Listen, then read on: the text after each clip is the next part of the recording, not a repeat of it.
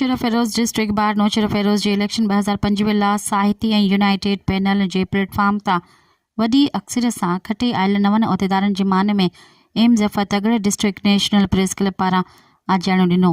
आजाणी तक़रीर कंदे national press club जे सरपरस्त आला एम ज़फ़र तगड़ पारां सभिनी आयल महिमाननि जो थोरो अदा कयो। इन मौक़े ते सिंध बार काउंसिल जे मेंबरनि में खटे आयल टीम जे अॻूणे अब्दुल सत्तार लहराणी चयो त असां निहायती एम ज़फ़र तगड़े नेशनल प्रेस क्लब जे दोस्तनि जा शुक्रगुज़ार आहियूं ऐं ज़िले जे सभिनी वकीलनि भाइरनि जा जिन एतमाद कयो। असांजी फ़तह असांजे वोटरनि जी फ़तह ऐं वोटर असांजो बाज़ू आहिनि।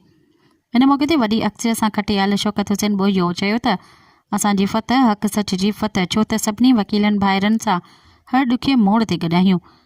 जिते असांजे वकील भाइरनि खे का तकलीफ़ आई त सम्झ असांखे तकलीफ़ आई, असां वकीलनि जे भले लाइ बहितरीनु कमु कंदासीं ऐं हुन सां गॾु ग़रीब ऐं मिसकिन माण्हुनि जी जेतिरी असां खां मदद पुगी कंदासीं।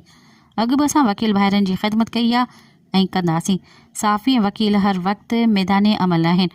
असां ॿिन्हिनि धुरियुनि जो कमु इहो ई आहे त मज़लूम सां इंसाफ़, ऐं असां साफ़ी भाइरनि जे बि हर मसइले ऐं हुननि सां गॾु हूंदा आहियूं, छो त हक़ सच लिखण ऐं ॻाल्हाइण वारे खे तकलीफ़ ज़रूरु ईंदी आहे। हर मसइले खे मुंहुं ॾियण लाइ तयारु आहियूं। उन मौक़े ते नायब सदर Shakeel Jokhio, deputy general secretary आज़म मेमण, लाइब्रेरी बरकत मस्तोई, MC वहीद अली मलक MMC जे मेंबर ॻाल्हाईंदे चयो त असांजे वकील भाइरनि असां ते एतमाद करे असां ते कुल्हनि ते ॿार रखियो आहे।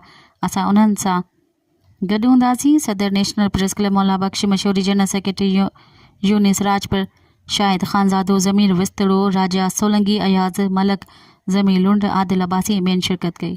मज़ीद ख़बरनि ऐं तफ़सीलात लाइ विज़िट कयो असांजी वेबसाइट www.awamiNewsHD.com ऐं ॾिसंदा रहो अवामी न्यूज़ HD।